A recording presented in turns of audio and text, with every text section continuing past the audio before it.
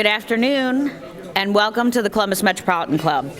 It's my pleasure to have you here today. I'm Deb Hackathorn. I'm Senior Vice President for Government Affairs for Civic Point here in Columbus, and I'm a member of the Columbus Metropolitan Board of Trustees. Today's forum sponsor are our good friends at Hannah News Service. Thank you, Hannah. And our live stream is presented by the Emergency Response Fund of the Columbus Foundation in partnership with the Columbus Dispatch. Let's thank all of those that support today's forum.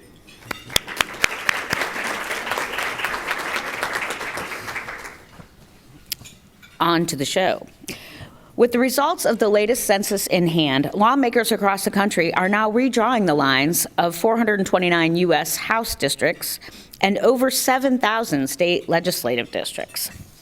Today, we're going to explore the implications of redistricting on elections here in Ohio and what redrawn legislative maps will mean to Ohio voters. Please join me in welcoming today's speakers.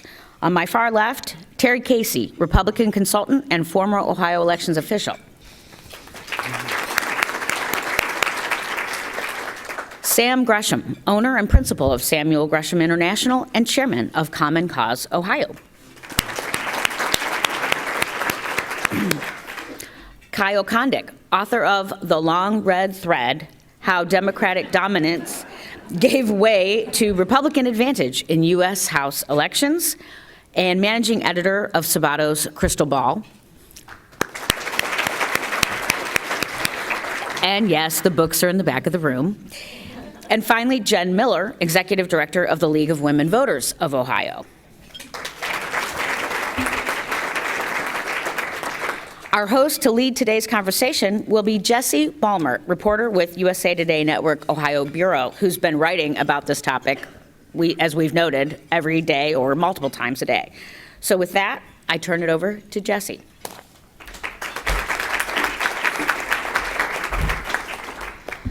Thanks, Deb. So we have about 30 minutes for questions that I'm going to ask these fine panelists, and then we're going to turn it over to questions from everybody in this room. So I want to try to cover both state maps and redistricting and also congressional redistricting, which we're coming up on right now. So we have a lovely panel of a bunch of pretty cool political nerds and junkies up here. So my first question to you is, why should the average Ohioan care about redistricting? We'll just start with Jen and go down. Well, thank you, Jessie. First, I just want to say thanks to Jane and Laney, Hannah News, Columbus Foundation, Dispatch, all the members and supporters. Programs like this are so critical. Why should we care about legislative maps? They can last up to 10 years, and they literally mean who represents us in the State House, who represents us in Congress. When they're rigged, which means they are designed mathematically to benefit one party or candidate, it takes away voter choice for all of us. That's why the League of Women Voters of Ohio has been fighting partisan gerrymandering for over 40 years, both when Democrats and Republicans have rigged the maps here in Ohio. Why? Because what we need and want are districts that are designed to really keep communities whole, where we're not just slicing and dicing neighborhoods and communities simply for selfish partisan advantage, which unfortunately is a long tradition here in Ohio, and we're seeing that play out again this year. One of the trends that we've seen in elections, both at the state house level in Ohio and elsewhere, and also at the congressional level, is that I think, unfortunately, probably the candidates and the issues maybe don't matter quite as much as simply the kind of partisan makeup of the districts, because voters are becoming more kind of straight ticket in terms of how they vote. If there's a presidential or statewide election, you're seeing more and more of kind of a lack of ticket splitting in those races and people not really distinguishing between the candidates. And so how the districts have been drawn has always mattered as to who wins and who loses in a certain district. But I would argue it probably matters more now than it used to, because some of the factors that I think helped candidates distinguish themselves in the past are maybe no longer as important or potent in our elections. And so again, that to me raises the stakes of this process, again, here at the state level, at the State House, but also for Congress. Thank you very much. I was there in 2000. I was there in 2005, and I'm back now in 2010. I don't think I'm going to make the next redistricting council. I'm a little old. But I don't think the Republican Party understands the corner that it's in with regards to this redistricting effort. Let me give you some things you need to look at when you look at this redistricting effort. You have to look at the national push that's going to come between December and June of next year to pass the John Lewis and the American Act. What they will do will transform the whole process of election across the country. You also have to look at what I call Groundhog Day. And let me explain to you what I mean. Tom Hanks did a movie called Groundhog Day. And Groundhog required that they do the same thing every day for those people. Well, the Republican Party is in a maze where they're going to have to do everything every 3 years because we have a 4-year map. They're going to have to go through this process. Along that way, somebody's going to figure out that this is stupid. And somebody's going to say, how ignorant, how repulsive is it that we are going to deny attributes in our Constitution? They're going to see how arrogant these people are with regards to what they thought. Now, Dennis Franklin said something. I don't know if you know who Dennis Franklin is. He's a former coach of the Minnesota Vikings. And he went on television and said, with a game to the Chicago Bears, they were who we thought they were. And let me clarify that. We figured they would be that arrogant. We figured that they would figure they could overrun us. We figured that they would put themselves in this box. Every 36 months, they have to go to the Supreme Court. Every 36 months, they have to start a new process. That every 36 months, they have to start it all over again. Think of the chaos that's going to occur for incumbents and candidates. Now, I know Terry's going to follow me, and he's going to tell me that's not the truth. Well, I'm going to tell you it's not a sustainable strategy, responding this way to the changes in the Constitution. Terry, you're up next. Well, the one thing for certain is that the process is not as simple as just putting some numbers in a computer and pushing a button, because if you read the Ohio Constitution, the actual amendment that was passed, they've got some different criteria as far as counties or cities or townships held whole. And the good news is on the state legislative map, it was relatively easy because in some cases, counties have a plus or minus 10% population factor, or in other districts 5%, but the congressional gets even more complicated because in Ohio there's only going to be 15 districts because we've shrunk.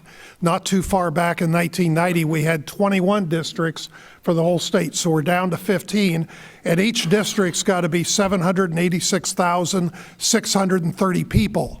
Not plus or minus 10 people or 20 people. There have been some recent court rulings, and this complicates the process, that maybe gives a little population variance. But if you thought the state legislative map was challenging, the congressional is going to be even more so because of what you split. And again, it's a matter of following the Constitution, and some people, we'll talk about it later, will quote a section of the Constitution, but then forget sections 2, 3, 4, and 5 that's before it. So I wish it was simple. I wish it was easy. It's not. And here's another little secret. There'll be incumbent members of Congress, both Democrat and Republican, who are unhappy with the maps they get because incumbents always want better districts where they get higher percentages. So the games are on, and it'll be interesting, and it won't be boring, and it'll always be changing, and then there's the courts. To be sure. So there's a few reasons why you should read all of my nice articles about redistricting. So going to focus a little bit on the state maps that we just got done, passing the Ohio Redistricting Commission on a partisan vote of 5-2 approved maps for the Ohio State House that would give Republicans about a 62-37 advantage in the House, about 23-10 in the Ohio Senate that maintains a veto-proof majority in both of those chambers. My question for Jen, voters approved changes to the redistricting process, and yet we missed deadlines. Most of the work was done behind closed doors. Have these initiatives lived up to the promises made to voters? So first off, I would say it's not the initiatives that failed, but the map makers failed to live up to the promise that they made to voters. So let's back up. The 2015 amendment to the Constitution, we had our clipboards out. We were going to get onto the ballot, and we decided to work with the Ohio Republican Party and the Ohio Democratic Party and the Ohio General Assembly to craft reforms. We actually kept walking away from the negotiating table because we were concerned that politicians would put their own interests first. But then we decided we should negotiate, and we were hoping that everyone's better angels would prevail, in that those folks, the spirit of this reform, which is about bipartisanship and transparency and public engagement, that would carry through in the implementation now. That's not what we saw. We saw hearings that were scheduled last minute and without maps for people to testify on during the day, often in places where it was hard to park. We saw lots more conversations appearing to be behind closed doors than in the hearings themselves. Even the hearings were hard because you didn't even have maps up on the screen to point to what you wanted to see changed. And so we are gravely disappointed. The process was unfair, and the maps are absolutely rigged. These are as bad, if not worse, than our previous partisan gerrymanders. And here's where we are at league. We want representation for all, not some. And we want voters to get the chance to elect the politicians, the candidates of their choice. And so what I would say is that we're still in the midst of that process because at least we have the ability to go to the courts for reprieve. And that is also part of the 2015 reform, and that's why we are before the Ohio Supreme Court. Clearly, when you have three different cases all arguing that it's partisan gerrymandering, and especially when one of those groups is mine, the League of Women Voters, that has fought in the courts both against partisan Republican gerrymanders and partisan Democratic gerrymanders, we feel that there's a strong case. And so we'll see what happens with the courts. If the courts overturn this and really require better maps, I would say that the initiatives succeeded despite the terrible efforts of map makers to put their selfish interests first. Thanks. I'm going to direct this next question to Terry and to Sam. If you were grading the Ohio Redistricting Commission's map making on state House and Senate districts on an A to F grade, what would you assign, and briefly why?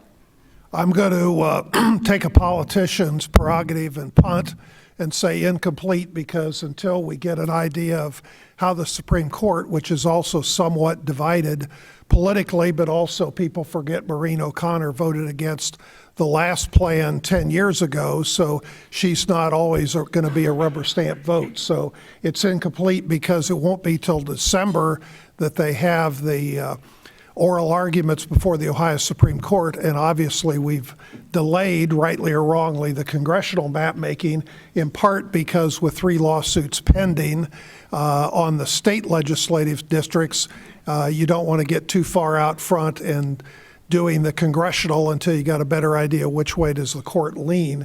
And both amendments are somewhat similar, but there are certain technical differences in there in terms of what you can split and what you can't split, which is, Jessie's done a great job in her reporting, but it's hard to explain every little nuance that's in the Ohio or the constitutional amendment of the state. So one incomplete. What about you, Sam? I'd give them an F+.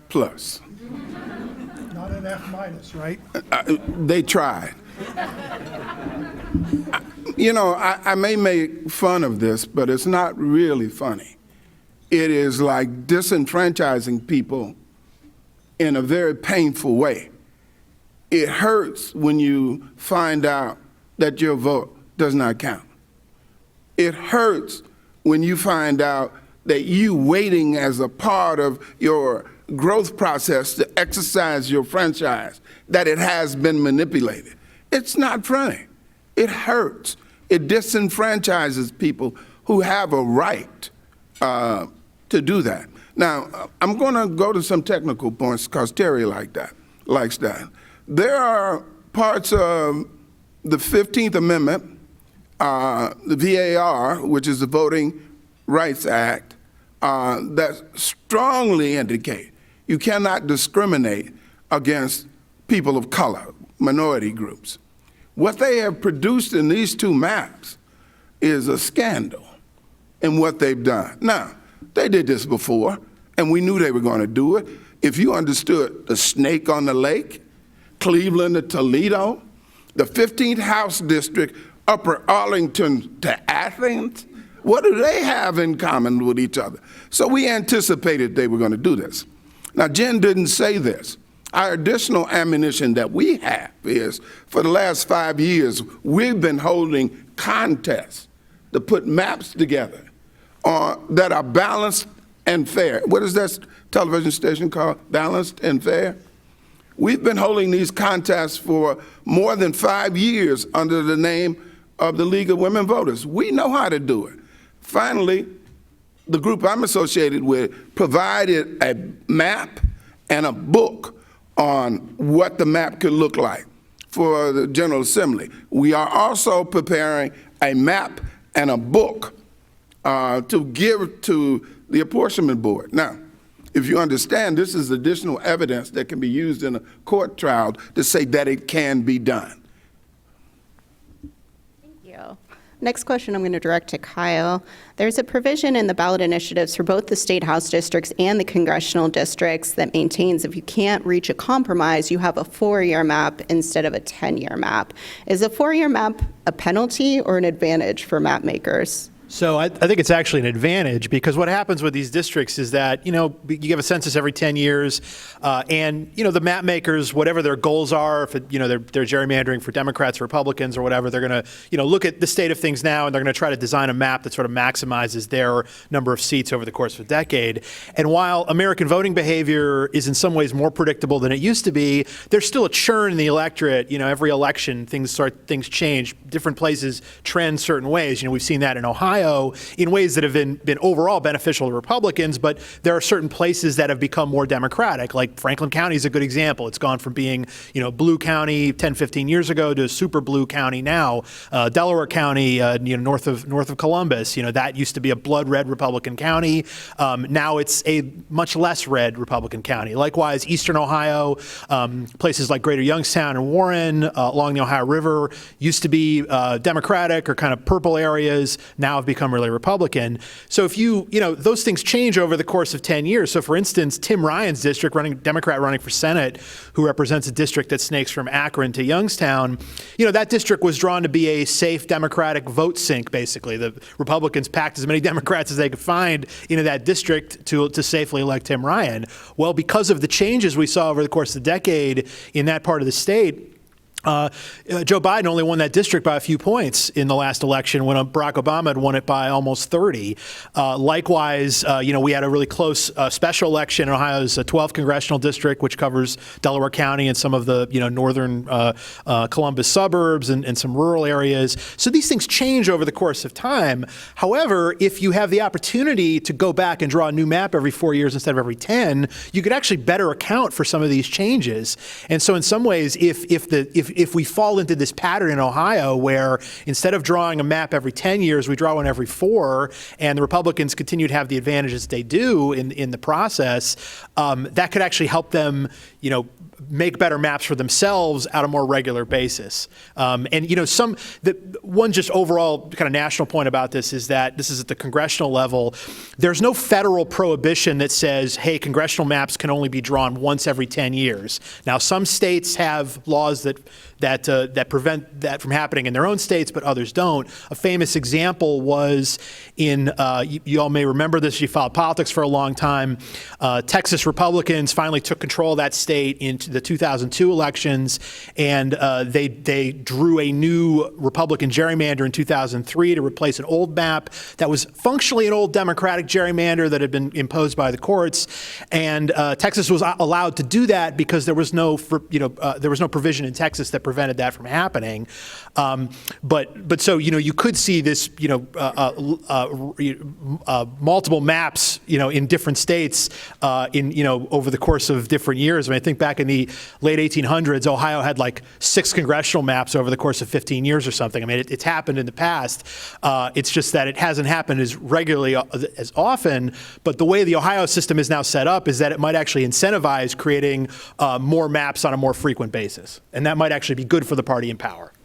I just wanted to jump in. One thing that we all need to watch, and I encourage you to contact Ohio's lawmakers at the federal level, is actually federal redistricting reform. So keep in mind that there is legislation right now that's pending that would require independent commissions rather than politicians to make our congressional districts. If that passes and we have a 4-year map, we would see a real true level playing field for creating maps. And so I would actually argue to the map makers today that a 4-year map might mean that while maybe the lines grow stale and you can just gerrymander even better 4 years from now, it could also mean that they no longer have control over the process.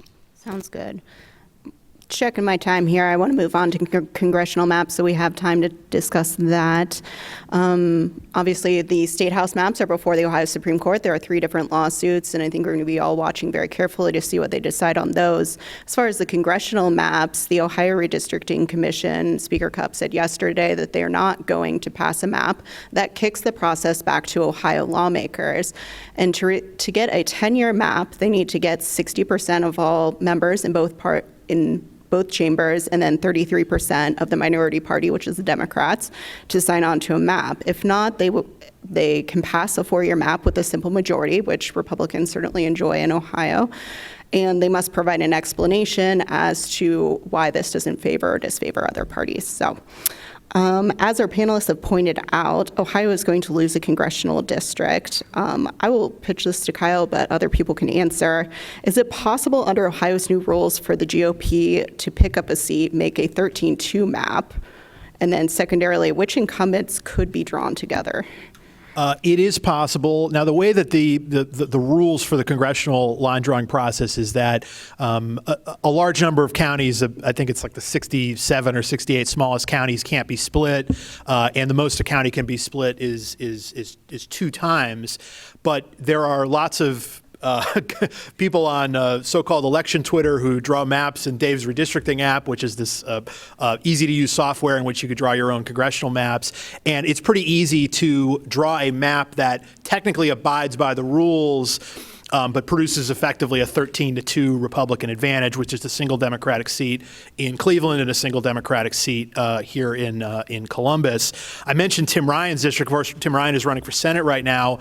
Only he knows precisely why he ran for Senate, but I have to imagine that part of the reason for the thinking is that he probably would not have a district to run in, because logically it makes the most sense because population growth in eastern Ohio has been so stagnant, for that district to be eliminated. I mean, again, it was a vote drawn to safely elect Democrats. It's not even that Democratic anymore, and it would be very easy, particularly from a Republican perspective, to just rip apart that district and dole it out to surrounding Republican districts. Marcia Kaptur, the long-serving Democrat from the Toledo area, who represents the so-called Snake on the Lake district that goes from Toledo all the way to West Side Cleveland. She defeated Dennis Kucinich in a member versus member primary a decade ago. I'm thinking that a new district will probably be more Toledo-centric, but it can be drawn in such a way that it probably would elect a Republican, although maybe Kaptur's been around so long that she might have a chance to to survive in that sort of scenario. And then there's also a question, if the Republicans decided that they didn't want to go full bore to 13-2, but then maybe would draw like a 12-3 map, something like that, you probably would have a third Democratic seat in Cincinnati. And Hamilton County is such, it's become a relatively Democratic county that it's just a little bit bigger than a single congressional district. So if you drew just a single Hamilton County-based seat, probably would elect a Democrat, which would imperil Steve Shabbat, who's the current Republican incumbent there. But it is somewhat convenient that we're losing a seat, but Tim Ryan is not running for re-election. So hypothetically, you could have a situation where the others return. But again, I think that Capter in particular, she might find herself in a Republican-leaning district. Again, depending on how this shakes out. And of course, this Ohio Supreme Court is important here. And my understanding, and if anyone disagrees with this, let me know if I'm misreading it. But the Ohio Supreme Court has a little more power in the congressional process because I think that they can actually effectively draw the map, whereas in the state legislative process, it just gets kicked back to the commission. I don't know if I'm misstating that. Let me know. But so the Supreme Court is important in both, but particularly for congressional. Can I respond to some aspects of both of those presentations? It's interesting that people who analyze politics always think people are drones and that they have amnesia.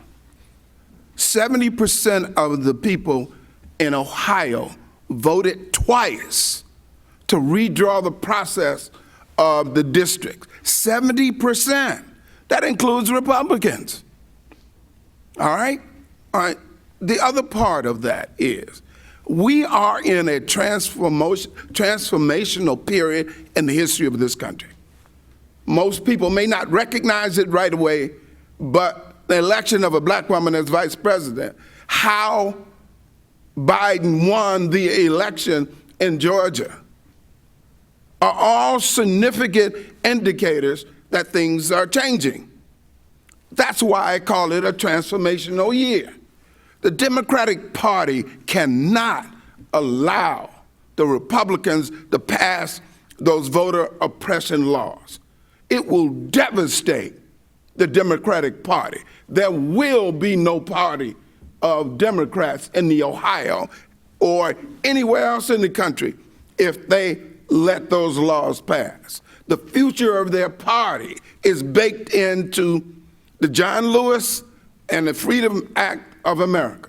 And you better, once they pass these infrastructure bills, there's going to be a slew of people putting so much pressure on them from the African American community, starting right after Christmas. We got to have our Christmas.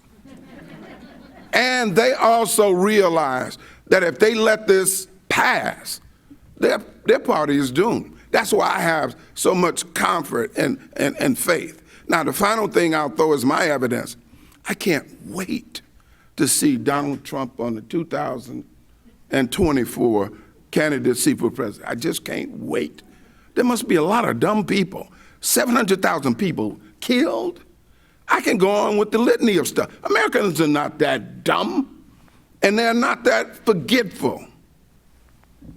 Jessie, back to your original question, is it possible to have a 13-2 map?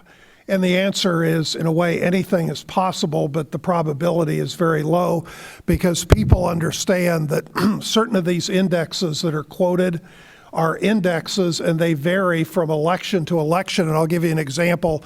In Ohio, in 2001, Republicans controlled the legislative map. They drew the districts to favor Republicans, but then in 2008, it ended up Democrats got control of the Ohio House of Representatives. Armand Budish was Speaker.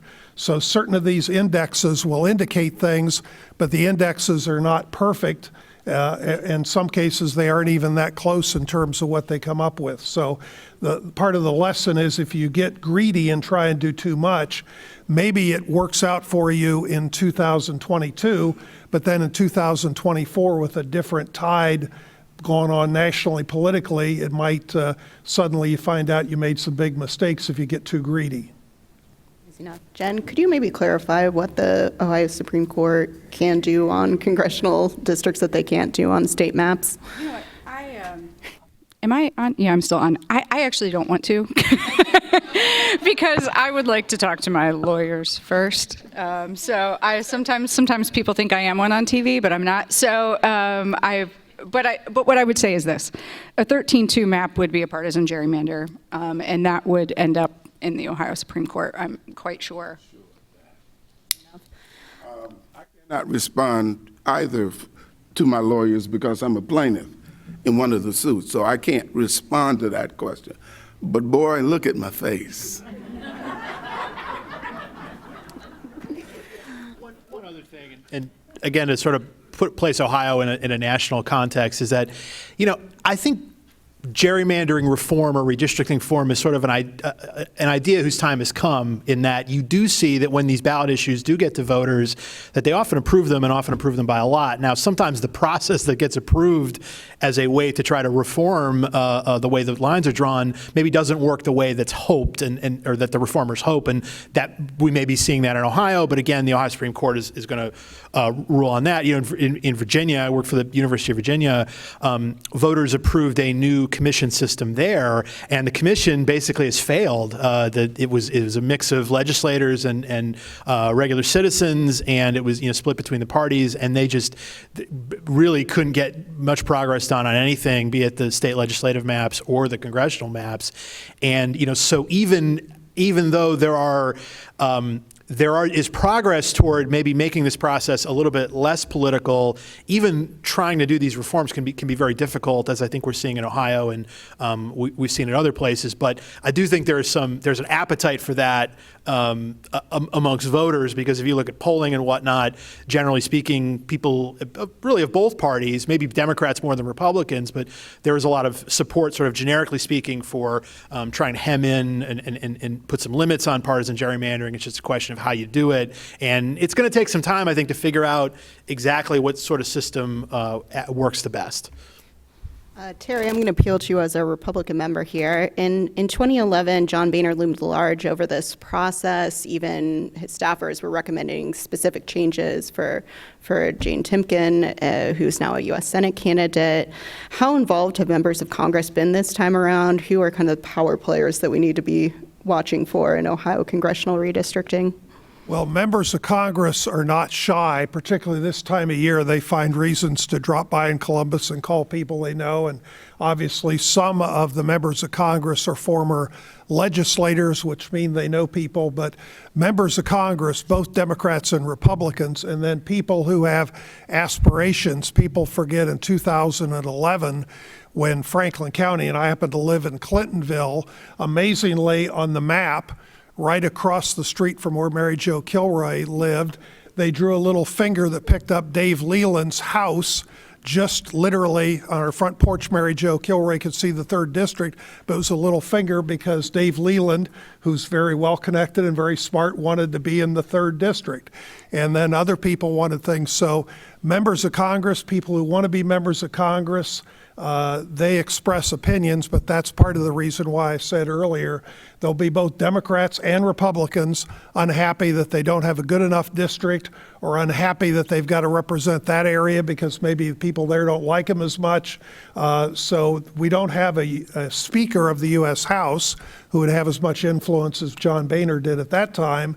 But there's still going to be a lot of lobbying, both Democrats and Republicans. And Joyce Beatty obviously is very interested in how her district's drawn here, and her district is one of them that's gained population, and she can't have all of the city of Columbus because Columbus is a lot bigger than the 786 number that I quoted earlier. So yes, members of Congress, you might, if you hang out at the State House, you might see them around, or if you were tapping the phones, you'd hear them calling a lot.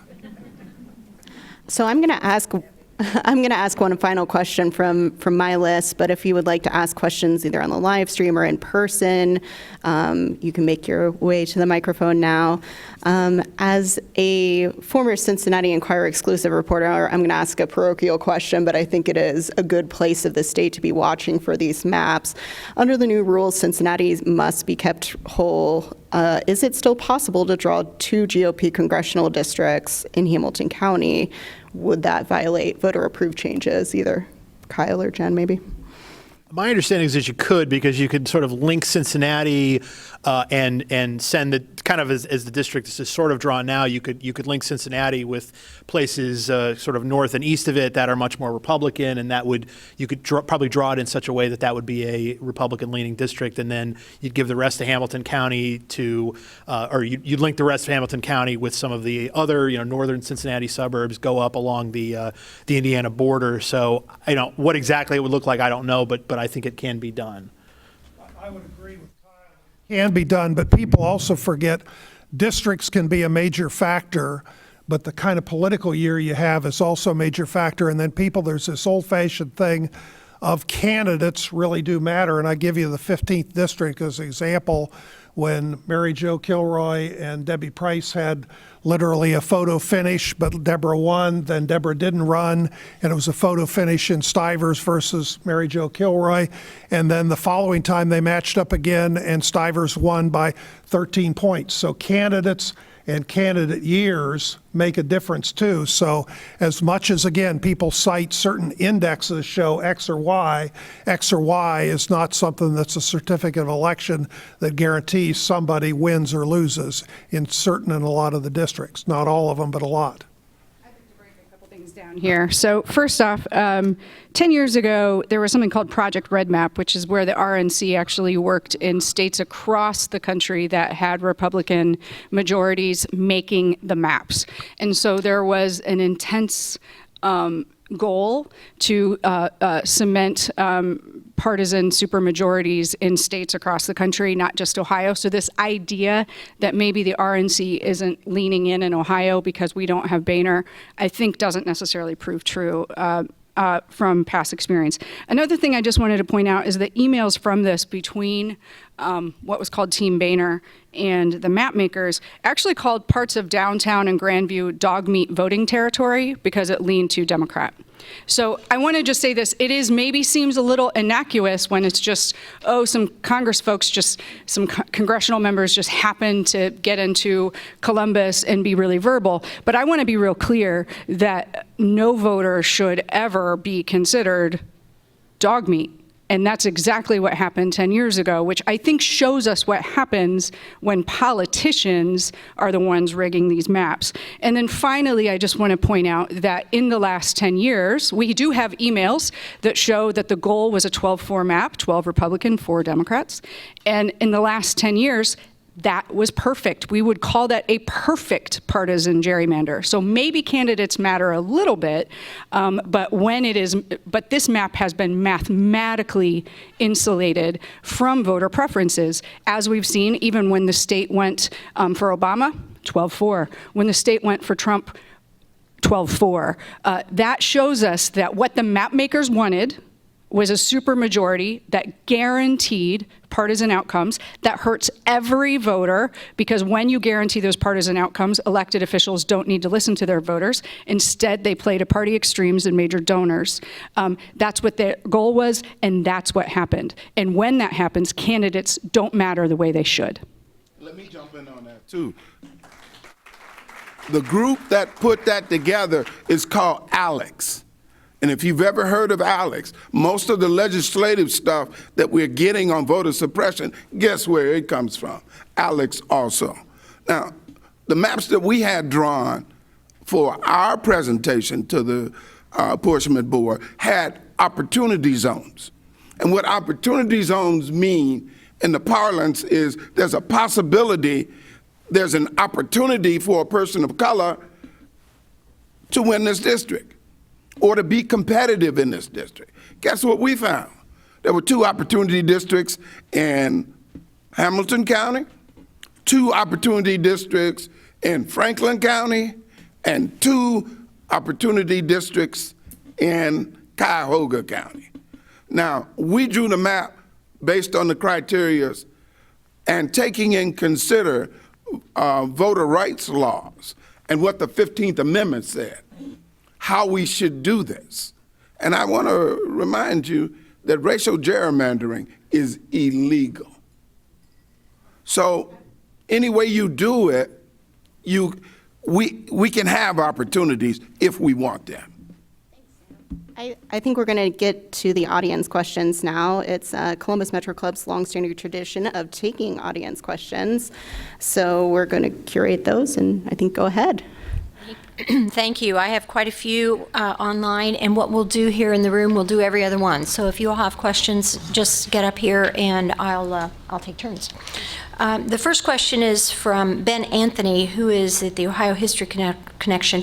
It appears that any built-in mechanisms to encourage bipartisanship in the process has failed. Are the stakes for political control in an already polarized climate just too high? Does this process need political punishment rather than incentives to drive legitimate bipartisanship? And does the entire process need to be removed from elected leaders' hands? So there's 3 questions, and you take your pick.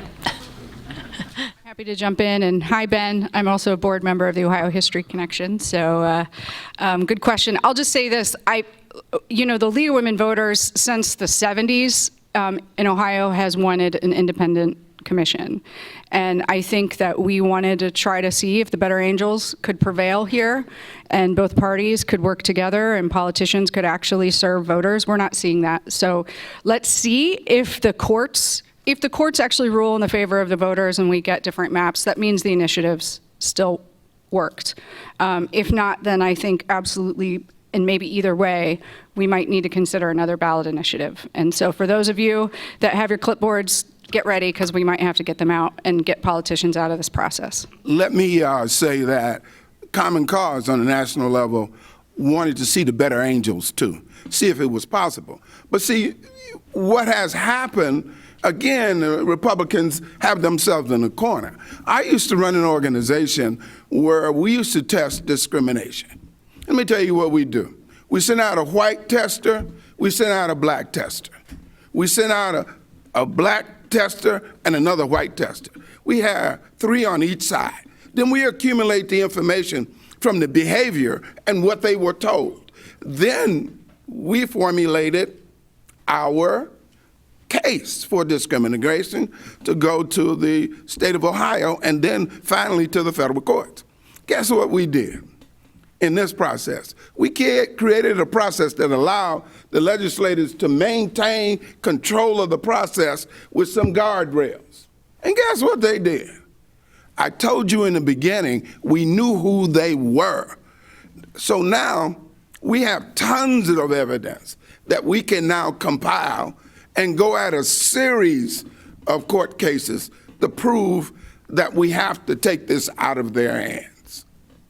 Just to chime in, one little item that one of the reasons why in June of 19, the U.S. Supreme Court somewhat punted on jumping into too much of gerrymandering, legal, illegal, what's right, what's wrong, is there's this little thing called the U.S. Constitution, Article 1, Section 4, that basically says the manner of holding elections shall be prescribed by each state's legislature. Now, Congress could make some changes. Ohio could change its constitution, but part of it is, rightly or wrongly, going back to Mr. Madison, they put it in the Constitution that each state's legislature shall do it. And obviously, if Congress or the people decide they want to change it, they can change it. But that's one of the reasons, because in my view, and the Washington Post last month did a very comprehensive article of, because Congress today is what, 3-vote advantage to the Democrats, it's so close, and the battle for who controls Congress, you've got certain Democrat states wanting to gerrymander one way, Republicans another way. Until Congress or the people change the Constitution, it's going to be in the hands of the legislature. And just to jump in on that, Sam, can we move on to the next question? all right, okay. Thank you, I appreciate it.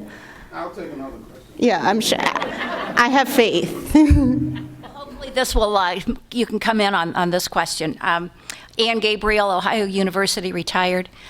One of the, I think the worst byproducts of gerrymandering is it seems we've pushed our candidates to the extremes of both parties. So as an independent, moderate, I vote against people far more than I vote for people. So is there any hope of more moderate positions and compromise does not become the bad word that it is today? Good question. The foundation of democracy is compromise. But we've gone to a place of zero-sum game. When we control the House, the Senate, the governor, or the president, we do what we want. Compromise. Somebody else said it out there. So we're at a transformational point. Are we really a democracy, or are we this corrupt, ruthless government that waits for the autocracy or the mob to take control? Which are we? African Americans have loved and fought and died for this country. But this country has not always loved African Americans. But we keep trying because we think it's a blue marble in the ether out there that has the only chance. And I'll end with a final comment. This is an experiment. No multiracial economic and military power has ever existed in the history of this world. So at any time, wrong thing happened, this thing could go down. I'll just say that, yes, we get to a point where we have fair districts. I think we would see that we wouldn't have the same partisan extremes. So over time, if you look back to 1972, the more gerrymandered Congress became, the less overlap there was on floor votes. And so what that means is fewer and fewer people. So in the 70s, we have lots of Republicans kind of siding with Democrats, Democrats siding with Republicans. Over time, it's gotten more and more extreme. I think on any issue here, if we all sat down, even if we, gun safety, reproductive choice, healthcare, the general public of Ohio would come up with solutions that neither our congressional delegation nor our Ohio State House can, because we don't think in the same partisan ways. So you are right. We are seeing these extreme partisan supermajorities as well as secure seats means that candidates and therefore then elected officials play to those party extremes, play to their donors, and not to the way the general Ohioan thinks, who's more independent like you and I. Just to take a slightly different tact on this, it's pretty clear that the parties have sort of moved apart and gotten more ideological over the course of the last few decades.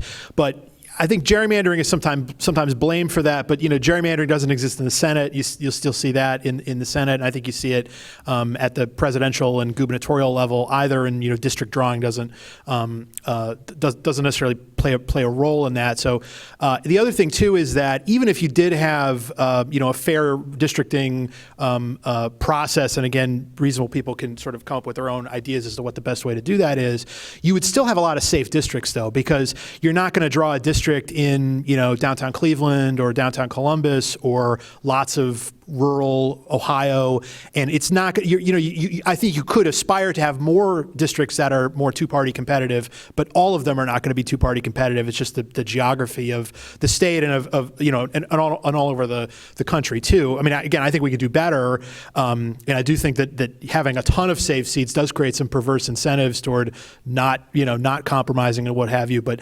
gerrymandering reform isn't necessarily going to eliminate those sorts of problems. Next question. Hugo Trucks asks, is there a constitutional issue with which to fight disenfranchisement via gerrymandering? I'm not sure I even understand that question. Is there a constitutional issue with which to fight disenfranchisement via gerrymandering? Yeah, so in the U.S. Constitution, we use 1 and 14, so which is about kind of equal protection. In the state case, the constitutional amendment we're using is Section 6, which really talks about kind of that the seat share of how many seats each party gets should closely mirror the percentage of votes each party gets. So that's where we are now. That doesn't mean we couldn't get stronger. One thing I wanted to mention about this idea that the U.S. Constitution would require state legislatures to create the maps. There's actually 8 states that have independent redistricting commissions already. That includes, of course, Michigan, most recently, Colorado, Arizona, Montana, quite a few. And so Ohio could go that way, and you could argue that that wouldn't be in violation of the U.S. Constitution. Cleve Ricksecker. I've observed the Republican Party being radicalized over the last, I don't know how many years, 10 years or so. A lot of good Republicans leaving the State House, people leaving the party. Are there any examples in the country of where gerrymandering has radicalized a party so much that the party lost power because of that? Or are we in this for the long haul in Ohio? In other words, is there any limit to how radicalized the Republican Party can get? Clear example yet, but let me give you something that you need to think about. It's called demographics. And I want you to understand that in the state of Texas, Caucasians are only 40% of the voting population. Let me say that to you again. 40%. That means there's another 60% out there that is really the majority, but look how they treat voting. Let me say to you, the states of Georgia, Mississippi, and Alabama, population is growing in such a way that within the next 30 years, the majority populations in those states will be people of color. Now, the foundation of democracy now has a problem.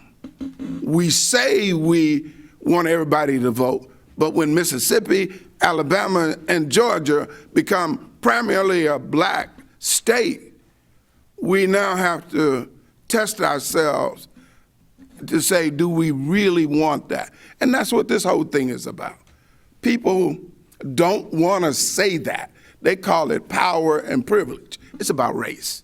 Because Mexicans, African Americans, Filipinos, Somalians in this town, we have a Somalian population that's only second to Minnesota, Minneapolis, Minnesota.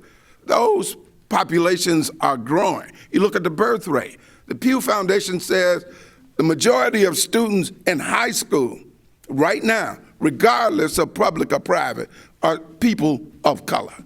With those types of things and facts facing you, we anticipated the behavior that we're getting now in Ohio and across the country.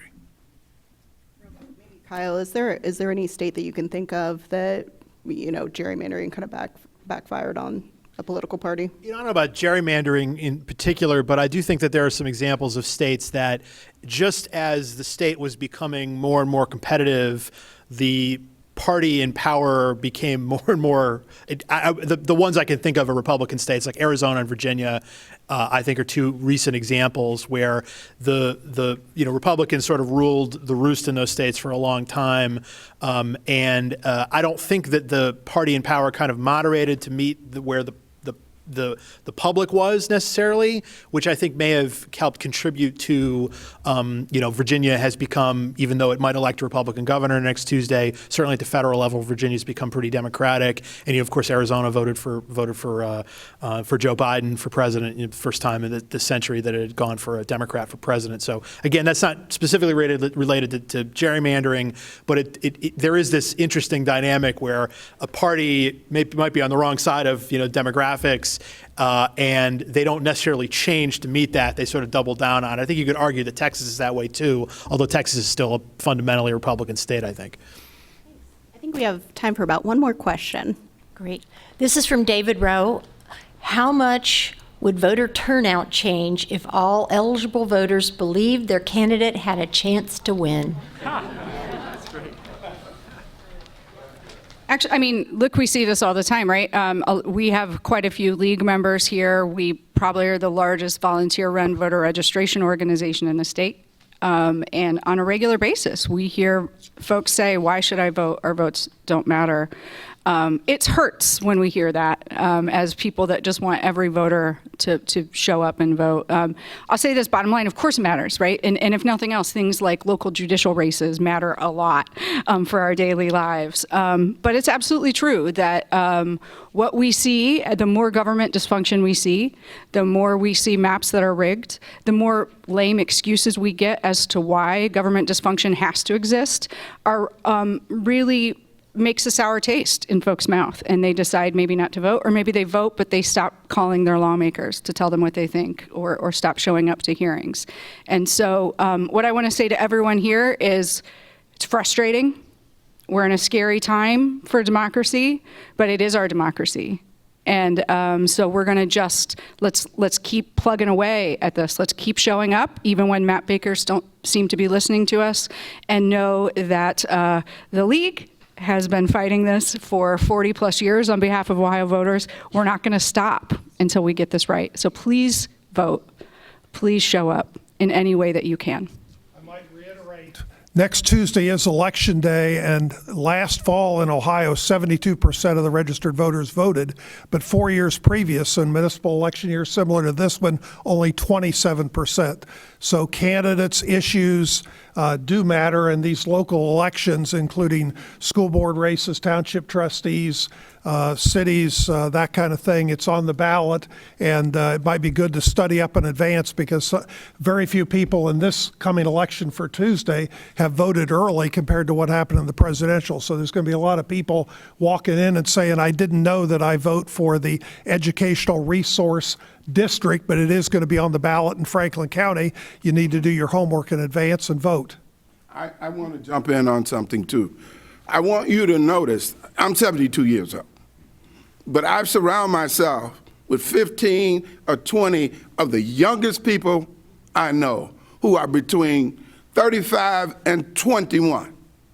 Most of them are college graduates. Why? Because we want to get them involved with the process. One thing I learned, persistence, don't go away. It came to a point when I walked in the room, people says, what do you want now, Gresham? That, you can laugh, but that works.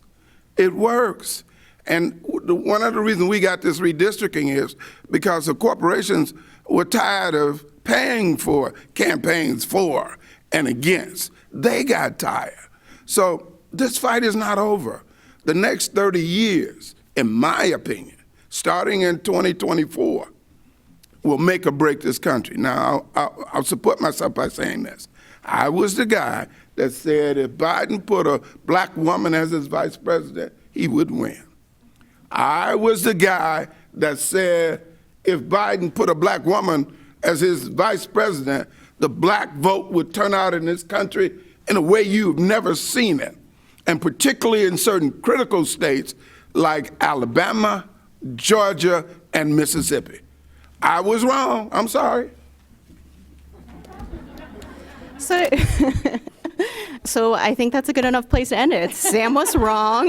It's important to vote on Tuesday and make your voice heard. So I wish we had more time, but I'm going to turn it back over to Deb for some concluding remarks.